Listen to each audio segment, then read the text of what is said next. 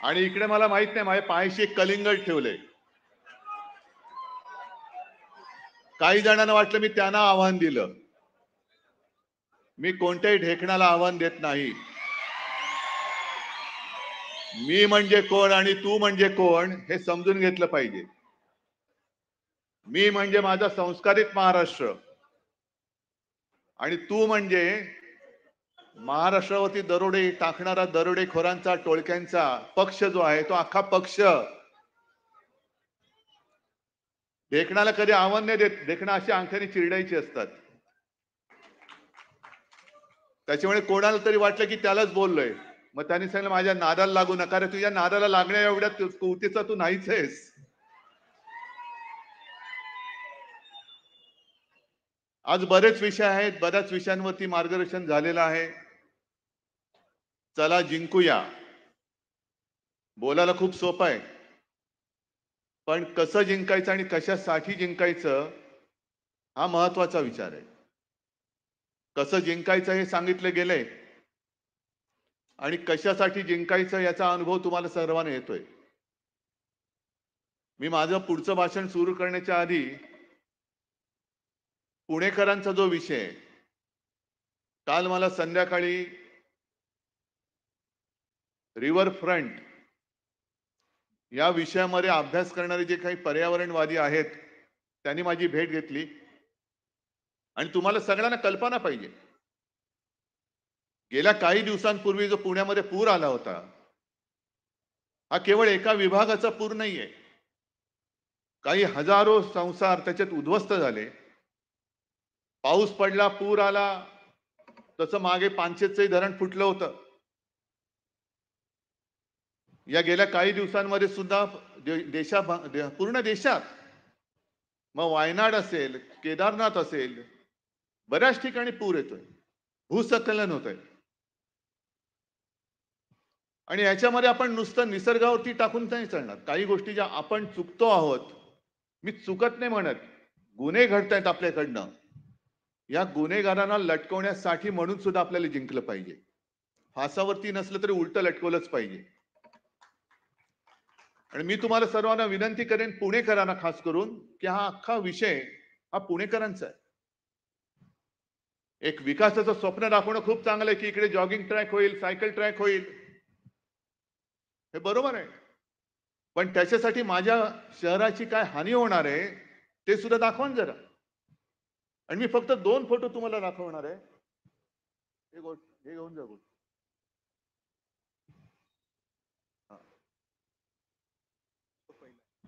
हा पहिला फोटो एक दाखवतोय गुगल मॅपचा. मुंबईमध्ये जसं पूर आल्यानंतर आपण काही ठिकाणी त्याची उपाययोजना केली, तरी देखील यावर्षी आणखीन वेगळ्या ठिकाणी पाणी तुंबलं. कारण मुंबईमध्ये चाललेली बेसुमार नियोजन शून्य मेट्रोची कामं, अनेक ठिकाणी मुंबईकरांच्या पाण्यामध्ये पिण्याच्या पाण्यात गटाराचं पाणी मिक्स होतंय, पोटाचे विकार होत आहेत. तसंच पुण्यामध्ये ही जी आपली मुळामुठ आहे, एकतर काही वर्षांपूर्वी तुम्हाला आठवत असेल नसेल, पण व्यंकय्या नायडू आले होते आणि त्यांनी विचारलं नदीचं नाव काय. मग त्यांना कोणीतरी सांगितलं की मुळामुठा. त्याला काही नावं आहेत. नावं कशी पाहिजे. काय व्यंकय्याचं नाव ठेवायचं नदीला, का मोदींचं नाव ठेवायचं मोदी नदी. सगळीकडे मोदी मोदी मोदी चाललंय, पण त्यांनी सांगितल्यांची नावं बदला. नावं तर ते बदलूच शकत नाही, पण ते नद्यांचे प्रवाह बदला. एक या नदीच्या प्रवाहामध्ये नाईक बेट आहे, नाईक बेट. पुणेकरांना आहे ना रे, हो की नाही. हे नाईक बेटाचा फोटो आहे, भर टाकण्यापूर्वीचा. तुम्हाला लांबून दिसणार नाही आहे. दोन्ही बाजूनी त्या नदीचा प्रवाह जातोय. आणि हा पुढचा जो फोटो आहे तो फोटो मी दाखवतो, त्याच नाईक बेटाचा आहे, पण एका बाजूनी पूर्णपणे भराव टाकून नदीचा प्रवाह बंद करून टाकला. मग नदी काय करणार, घुसणार नाही इकडे तिकडे. पण या लोकांचं काय जात नाही. का जिंकायचंय मला पुणे वाचवायचंय. मला पुण्याचा विकास, ज्याला शाश्वत विकास म्हणतोय, तो करून दाखवायचा आहे. आजपर्यंत मी कधीही मुख्यमंत्री होतो तेव्हा सुद्धा पुण्याच्या विकास कामामध्ये दखल घेतलेली नव्हती, कारण बसले होते इथले सुभेदार. म्हटलं ठीक आहे, तुम्ही चांग भलं करत असाल पुण्याचं तर करा. आणि आपल्या सत्तेच्या काळात ज्या गोष्टीला आपण स्टे दिला होता, आपली सत्ता, आपलं सरकार गद्दारी करून पाडल्यानंतर पुन्हा जोमाने तिकडे लाखो ट्रक ते सगळे डेबरी, राडा रोडा सगळे टाकून तो नदीचा प्रवाह बंद करून टाकला आणि पाणी माझ्या पुणेकरांच्या घरामध्ये घुसायला लागलं. याला विकास म्हणायचा? हा विकास नाही, हा विकार आहे. होय, भाजपला झालेला पैशाचा विकार आहे हा. आणि याच्यासाठी पुणेकरांनी उतरलं पाहिजे रस्त्यावरती. आपण जे उतरलो ना, एक तर तू राहशील किंवा मी राहीन, तो एवढ्यासाठी राहिले. तू बर्बादी करणारा, तू तर राहू शकत नाही. तुला घालवण्यासाठीच मी मैदानात उतरलेलो आहे.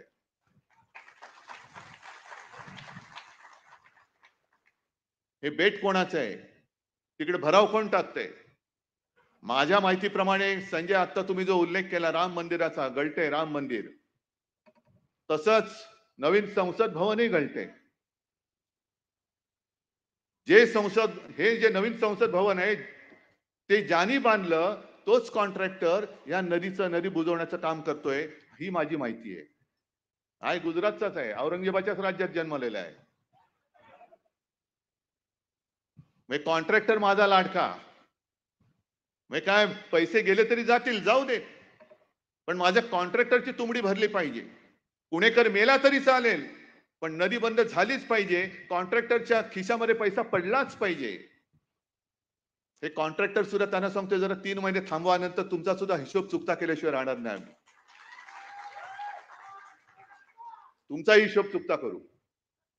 अरे 14 महिन्यामध्ये अजून 1 वर्ष झाले नाही नवीन संसद भवन उघडून. 1 वर्ष झालं असेल जेमतेम. किती वर्ष झाली? 1 वर्ष. मोदी जे काँग्रेसकडे हिशोब मागतायत, 60 साल में क्या किया, 70 साल में क्या किया. अरे तुम्ही 12 महिन्यात जे संसद भवन बांधले ते गळते, त्याचा हिशोब पहिला द्या आणि मग आमच्याकडे 70 वर्षाचा हिशोब मागा. 70 साल में क्या किया. तुमचं सगळंच गळतंय. नाही म्हणजे जे बांधलंय ते मी बोलतोय. काय शब्द अर्थाचा अनर्थ करू नका. बाकी कुठे मी काही पाहिलेलं नाही. पण संसद भवन गळते, राम मंदिर गळते, पेपर लीक होत आहेत, सगळं गळती सरकार. याला म्हणायचं नाही तर दुसरं कोणतं आहे? हे गळती सरकार आहे.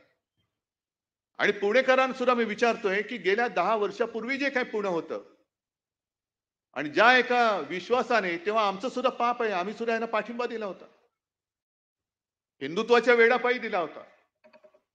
मग 10 वर्षापूर्वीचं पुणे अधिक चांगलं होतं की हे सगळं बट्ट्याबोळ झालेलं पुणे अधिक तुम्हाला चांगलं वाटतंय? ह्याचं उत्तर द्या. आणि मग तू तरी राहशील तर मी तरी राहीन, होऊन जाऊ दे, काही असेल. आता काय तुम्ही काय बोललात? खड्ड्याचं पुणे झालंय. सगळीकडेच खड्डे खड्डे, मुंबईत सुद्धा खड्डे. म्हणजे जे छाती ठोकपणाने सांगत होते आमचे नितीन गडकरी की असे रस्ते मी बनवेन की 200 वर्षामध्ये खड्डेच पडणार नाही. अजूनही मुंबई गोवा रस्ता होत नाहीये. कोकणामध्ये जा, अजून गचके गचके गचके खातच जावं लागतं. गणपती बाप्पा चाकरमानी दरवर्षी तो सीझन आला की सगळे नाटकं होतात, सगळे राजकारणी जातात खड्डे बघायला. मग हे सगळे खड्डे जे आहेत त्याचा एक चांगला फोटो तयार करा आणि एक खड्डा पुरुष म्हणून पुरस्कार द्या त्यांना. खड्डा पुरुष, जसं युग पुरुष असतं तसं खड्डा पुरुष कोण? हे आमचे टरबूज. जाऊ द्या, कुठेही खड्ड्यात घाला त्याला. गेल्या काही दिवसापूर्वी मला वाटतं याच सभागृहात एक कार्यक्रम झाला असेल बहुतेक ना, झाला होता की नव्हता? कोणाचा? बालेवाडीला झाला होता. म्हणजे इतिहासामध्ये जर का आपण डोकावलं तर शाहिस्ते खान जरा तरी हुशार होता. त्याचं बोटावरती निभावलं. 3 बोट इकडे पुण्यातच कापली गेली होती, पुन्हा महाराष्ट्रात नाही आला. नको रे बाबा, बोटावरती निभावलंय. त्यातनं काही शहाणपण यांनी घेतला असता तरी परत आले नसते. पण हे परत आले कशासाठी आले? महाराष्ट्राने जे फटके दिले त्याचे वळ कोणाकोणाच्या अंगावर कुठे कुठे कसे उठले ते वळ बघायला आले होते.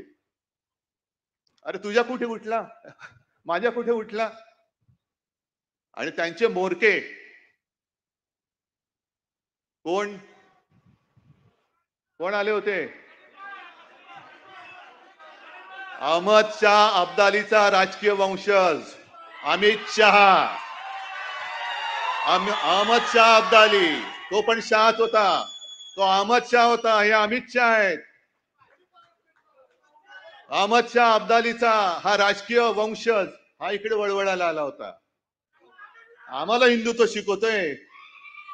अरे नवाज शरीफचा केक खाणारी अवलाद तुमची, तुमच्याकडनं आम्ही हिंदुत्व शिकायचं? शिवसेनेने हिंदुत्व सोडलं का? आम्ही हिंदुत्व सोडू? कशासाठी सोडू? केवळ काँग्रेस सोबत आम्ही गेलो, तुम्ही नालायकपणाने केलं. जे शंकराचार्य म्हणाले विश्वासघात करने वाला हिंदू नाही हो सकता, तो विश्वासघात तुम्ही आमच्याशी केलेला आहात. आणि शंकराचार्य म्हणतात जो विश्वासघात करतो तो हिंदू नाही. मग तुम्ही आमचा विश्वासघात केल्यानंतर शंकराचार्य जे म्हटलेत, मग तुम्ही हिंदू आहात की नाही आहात? आणि तुम्ही जे काय करता सत्ता स्थापनेसाठी, अगदी तुमचे पूर्वज जरी काढले 1940 सालापासून, श्यामाप्रसाद मुखर्जी, मी नाशिकच्या शिबिरात सुद्धा बोललो होतो. मुस्लिम लीगने, तेव्हाच्या मुस्लिम लीगने देशाची फाळणी मागितली होती. त्या मुस्लिम लीग बरोबर मांडीला मांडी लावून बंगालमध्ये सरकारमध्ये स्थापन होणारे यांचे राजकीय बाप श्यामाप्रसाद मुखर्जी, मेहबूबा मुफ्ती, मुफ्ती मोहम्मद बरोबर ती सरकारमध्ये सामील होणारी ही भाजपा. आज सुद्धा चंद्रबाबू नायडू हा काय हिंदुत्ववादी माणूस आहे? नितीश कुमार हे काय हिंदुत्ववादी माणूस आहेत? पण त्यांनी मुस्लिम समाज म्हटलेलं आहे, त्याच्याकडे डोळे झाक करून आम्ही आमचं सांगतोय, आमचं हिंदुत्व कसं आहे हे आम्ही जाहीरपणाने सांगतोय. अरे पहिले तू कसं आहे अमित शहा ते तरी सांगा ना आम्हाला. एकदा मोदी आम्हाला सांगतात की त्यांचं बालपण हे मुस्लिम कुटुंबियांच्या सोबत गेलेलं आहे. ईदच्या वेळेला ते ताजिया खाल्लं पण जायचे. ईदच्या दिवशी त्यांच्या घरचं जेवण मोदीजींच्या घरी यायचं. मग हे जर तुमचं हिंदुत्व किंवा तुमची धर्माची संकल्पना असेल, तर उत्तर प्रदेशमध्ये आता आदित्यनाथनी जे काय लावलं होतं ते कोर्टाने हाणून पाडलं. कावड यात्रा जी वर्षानुवर्ष चालले, त्या मार्गावरती जेवढी दुकानं आहेत त्या दुकानदारांच्या मालकांची नावं त्याच्यावर लावायची, हा हिंदू आहे का मुसलमान आहे. मग मोदींचं हिंदुत्व आम्ही मानू तुमचं आहे म्हणून का? ते आदित्यनाथ सांगतायत ते तुमचं हिंदुत्व आहे. म्हणजे तुम्ही वाटेल ते करता. आम्ही काय म्हटलं तर लगेच त्यांनी हिंदुत्व सोडलं. मग आणखीन त्यांनी एक शब्द काढलाय, ते हिंदू मुसलमान मुला मुलीचं लग्न झालं आणि काय झालं की लव जिहाद. मग तसं मी म्हणतोय तुम्ही बेशरमपणाने तुमच्या सत्तेसाठी सरकारमधनं माणसं फोडताय, पक्ष फोडताय, पक्ष चोरताय. कोणत्याही पक्षाच्या जाहीरनाम्यामध्ये मुसलमानांसाठी काही जर का असेल तरी देखील तुम्ही त्यांना जवळ करताय. आणि आम्ही आमचं हिंदुत्व जे काय आहे ते सांगितल्यानंतर मुसलमान आमच्या सोबत असतील तर आम्ही औरंगजेबाचे फॅन क्लब. मग तुमचं जे काय चाललंय हा सत्ता जिहाद नाहीये, हा सत्ता जिहाद आहे. सत्तेसाठी वाटेल ते, म्हणजे तुम्ही काही करा पण आम्हाला सत्तेत घेताय तर तुम्ही आमचे. आणि म्हणून मी अमित शहाना मुद्दामून काही वाक्य ऐकवण्यासाठी म्हणून एक कागद घेऊन आलेलो आहे. हे कोणी लिहिले? ज्या वेळेला आणीबाणी होती त्या आणीबाणीच्या काळात अनेक जणांना तुरुंगात टाकलं गेलं. सरदार वल्लभभाई पटेलांनंतर इंदिरा गांधींनी तेव्हा आरएसएस वरती बंदी घातली होती. आणि तेव्हाचे जे आरएसएस चे प्रमुख होते बाळासाहेब देवरस, हे येरवड्यामध्येच तुरुंगात होते. तुम्ही जे काय आता सांगताय ना संविधान हत्या दिन, आणि तुम्ही जो काय विरोध केला होता, ती देवरसांची पत्र काढा, ते पुस्तक आहे. आणि ती पत्र वाचल्यानंतर कळेल संघाचा आणीबाणीला पाठिंबा होता का विरोध होता ते त्या पत्रातून कळेल. पण देवरसांनी 2 पत्र ही तत्कालीन पंतप्रधान इंदिराजींना लिहिली होती. आणि त्याच्यामध्ये संघ म्हणजे काय आहे ते त्यांनी सांगितलं होतं. हिंदी में है, थोड़ा सा पढ़ने की कोशिश करता हूं. त्यांनी सांगितलं की राष्ट्रीय स्वयंसेवक संघ पर सांप्रदायिकता का आरोप करने वाले भी कुछ लोग हैं, पर उनका यह आरोप निराधार है. यद्यपि संघ का कार्यक्षेत्र संप्रति केवल हिंदू समाज तक ही सीमित है, फिर भी किसी अहिंदू के खिलाफ कुछ भी संघ में सिखाया नहीं जाता। संघ में मुसलमानों का द्वेष करना सिखाया जाता है, यह कहना भी सर्वथा असत्य है। इस्लाम धर्म, मोहम्मद पैगंबर, कुरान तथा ईसाई धर्म, ईसा ईसा मसीह, बाइबल, इनके संबंध में संघ में अनुचित शब्द का भी प्रयोग नहीं होता। इतना ही नहीं, बल्कि सर्व धर्म समभाव यानी एक सत विप्रहा बहुधा वदंती, यह जो हिंदुओं की विशेषता है उसी को संघ सर्वोपरि मानता है। मग हे कोणाचा फॅन क्लब आहे? मग त्या अब्दालीला विचारा, अहमद शहाचा जो वंशज वळवळतो ना इकडे इकडे येऊन बोंबलून गेला, त्याला विचारा की हे हिंदुत्व म्हणून तुम्हाला संघ नकोय का? निवडणुकीच्या शेवटच्या सुमारास नड्डा जे बोलले होते की आता आम्हाला संघाची गरज नाही, कारण संघाचं हिंदुत्व अमित शहाना मान्य आहे की नाही हे तुमच्या समोर मी जाहीर त्या अहमद शाह अब्दालीच्या राजकीय वंशज अमित शहाना विचारतोय। हे राजकीय वंशज आहेत त्यांचे, तोडा फोडा आणि राज्य करा। मराठी माणसाची सुद्धा जी एक एकजूट आहे, हिंदूंची एकजूट आहे, जातीपाती धर्म भांडणं लावायची, समाजात भांडणं लावायची आणि स्वतःची घरं ही चांगली सजवायची, दुसऱ्यांची घरं जाळायची, त्यांच्या होळ्या पेटवायच्या आणि तुमच्या पोळ्या भाजायच्या। हे हिंदुत्व आमचं छत्रपती शिवाजी महाराजांनी आम्हाला नाही शिकवलं, हे अब्दाली हे तुमच्या औरंगजेबाने तुम्हाला शिकवलेलं हिंदुत्व असेल कदाचित, ज्याला आम्ही हिंदुत्व मानत नाही, ज्याला आम्ही मानत नाही। हे पुस्तक आहे, त्याच्यामध्ये अनेक देवरसांचे लेख आहेत। आणखीन एक मुद्दा म्हणून तुम्हाला सांगतोय, हे घेऊन जा बाटू। हा, आता यांना संघ का नकोय? कारण आणखीन एक पुढच्या एका लेखात त्यांनी म्हटलेलं आहे की कुर्सी लोलूप नेतृत्व फार मोठं आहे, पण एक 4 ओळी वाचतो आणि हे खरंच देवरसांचं कौतुक आहे की त्यांना हे दिसलं होतं की काय तेव्हा मला माहिती नाही की असे नतद्रष्ट संघाचा उपयोग करून सत्तेत येतील आणि संघाच्या ह्याला हरताळ फासतील हे त्यांना ओळखलं होतं, त्यांनी असंच म्हणावं लागेल। आणि त्यांनी जे लिहिलेलं आहे कि सत्ता में जब आदमी आता है, कुर्सी पर बैठता है तो कुर्सी का कुछ ना कुछ मोह होने लगता है और आहिस्ता आहिस्ता फिर मेरा दल यह विचार बहुत मात्रा में प्रभावी होता है और सारी नीतियां देश के कल्याण के लिए न होकर या तो खुद के लिए या दल के हित के लिए होने लगती है।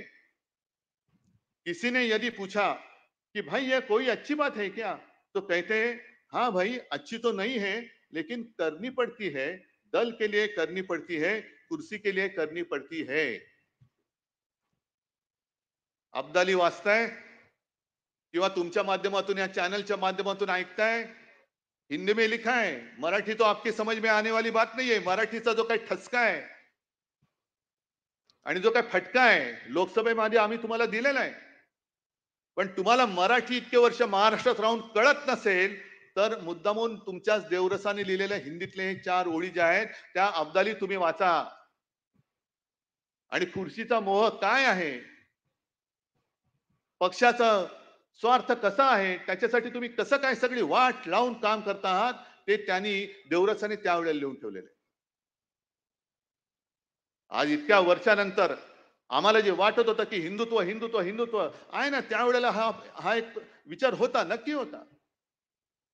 पण आम्ही जे काय हिंदुत्व म्हणतोय तो हिंदुत्व हा छत्रपती शिवाजी महाराजांचा जो महाराष्ट्र धर्म आहे त्या महाराष्ट्राला धर्माला पुढे नेणारं आमचं हिंदुत्व आहे, साधू संतांचं हिंदुत्व आहे। आणि मी का तडफेने उतरलोय,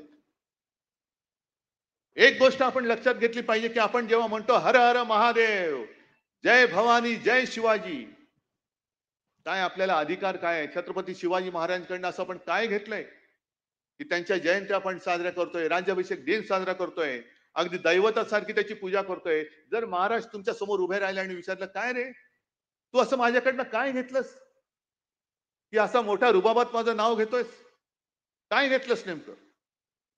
तर मला असं वाटतं आत्ताच्या काळामध्ये आपण तोच एक त्यांचा गुण घेतला पाहिजे। मिर्झा राजे जयसिंग हिंदूच होता, पण औरंगजेबाच्या पदरी त्याचे पाय चाटणारा सरदार होता. जसे हे गद्दार तिकडे गेलेत आपलं सरकार पाडून, तसंच प्रत्येक वेळेला भगव्याला घात भगव्याचा कोणी केला असेल तर तो शत्रूने नाही केला तर गद्दारांनी केलेला आहे. गद्दारांनी आपला घात केलाय. मग तो आपल्या छत्रपती संभाजी राजेंचा असेल, स्वराज्याचा असेल. घात केला तो आपल्या गद्दारांनी केला. आणि त्याही काळामध्ये मिर्झा राजे जो का आला प्रचंड समुद्रासारखं सैन्य घेऊन, आणि त्यांनी ओळखलं होतं की हा माणूस वेगळा आहे, हा राजा वेगळा आहे, ह्याचा जो जीव आहे तो सिंहासनात नाही अडकलेला, तो जनतेमध्ये अडकलेला आहे. कारण हे रयतेचं राज्य आहे. रयत म्हटल्यानंतर कोणत्याही इतर वस्तूपेक्षा जनतेचा प्राण हा महत्वाचा आहे. शेतकऱ्याच्या भाजीच्या देठाला सुद्धा हात लागता कामा नये, हे जर का आदेश देणारा हा राजा असेल तर त्याचा जीव हा जनतेत अडकलाय, म्हणून त्यांनी जनतेची कत्तल सुरू केली. आणि जनतेची कत्तल सुरू केल्यानंतर महाराजांसमोर पर्याय नव्हता, शरण जावं लागलं. मग पुढचा सगळा तुम्हाला तो सगळा विषय माहिती आहे. आग्र्याला तिकडे घेऊन गेले आणि आग्र्याला जवळपास त्यांना मारायचंच ठरलं होतं औरंगजेबानी. पण मोठ्या शिताफीने महाराज निसटले आणि परत आल्यानंतर सर्व काही गमावलं होतं. सगळे गड गमावले होते, राज्य गमावलं होतं, खजिना होता तो गमावला होता, सैनिक गमावले होते, काही शिल्लक नव्हतं. म्हणजे पक्ष चोरला, चिन्ह चोरलं, वडिलांचा फोटो चोरला. अशा परिस्थितीमध्ये पुन्हा त्यांनी मर्द मुठभर असतील पण मावळ्यांना सोबत घेऊन औरंगजेबाच्या छाताड्यावरती भगवा रोवून स्वराज्य हिंदवी स्वराज्याची स्थापना केली.